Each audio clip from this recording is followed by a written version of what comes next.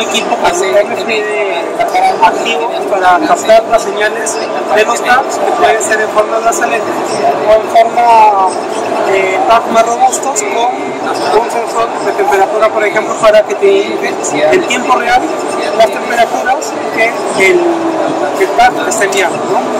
Entonces, tú en tu socavón o en tu túnel tú no tienes una localización por GPS, entonces normalmente tú no sabes en dónde están tus camiones o tu maquinaria o tu personal. Con lo que es el RFID activo tú vas a poder obtener la ubicación por zonas de tu personal, tus equipos móviles, y también agregarle algún identificador como sensor o algún adicional. También esto te permite definir zona de cuarentena para que cuando tú tengas una zona donde están haciendo trabajos con maquinaria pesada, puedes configurar el sistema para que te mande una alerta si es que una persona se ha acercado.